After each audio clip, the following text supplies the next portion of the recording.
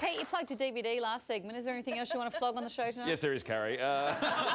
Speaking of ads that might annoy people, coming up on Thursday, February 19, I'm going to record a stand-up special that'll be filmed for Channel 10 with my One Hot Mess tour. So if you want to come along and be there on the night, you might get your head on the TV. Come along, One Hot Mess. It's going to be on Channel 10 eventually, but come see it live. What was Where? February 9th, Thursday. Where, February Pete? 9th. If you're in Melbourne.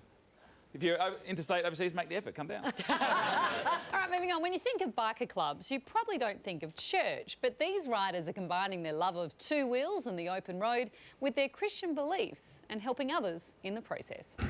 Hey, the Christmas story's about Jesus, eh? Mac Hayes isn't your average preacher. So Joseph, he would have been thinking, oh no, I love this girl and she's pregnant. I'm going to have to break the engagement off. She's been sleeping around. And this isn't your average church service. There's no room at the pub and they put them in a manger. A manger's where they kept the donkeys. There would have been cow shit and donkey shit in there. Seriously. Not only is this church held in a biker clubhouse, these guys put a very different spin on wearing your Sunday best.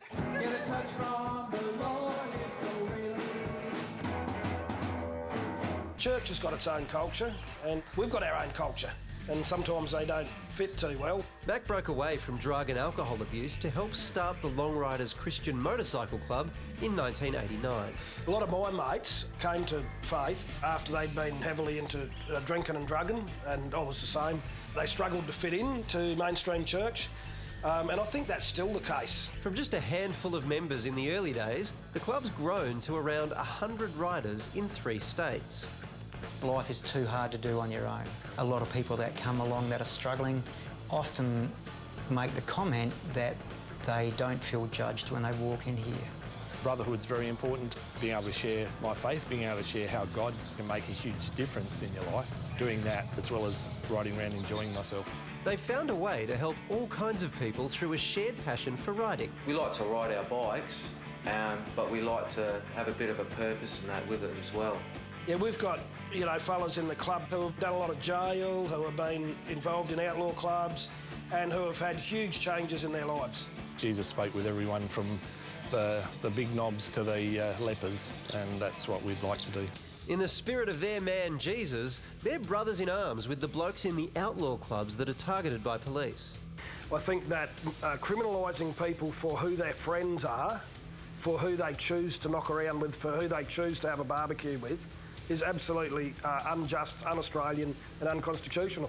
Any person basically in South Australia, sadly, that rides a motorcycle and wears a leather jacket, and especially wears a patch, will get extra attention by police.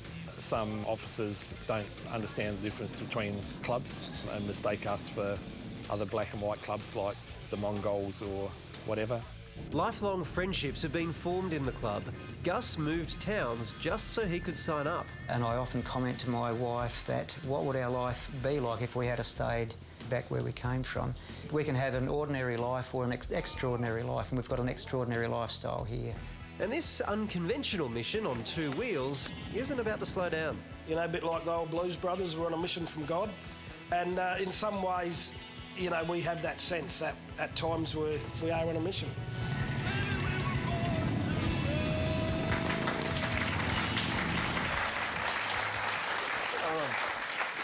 I really like that story. That's it for the show. Please thank Greta Colleen.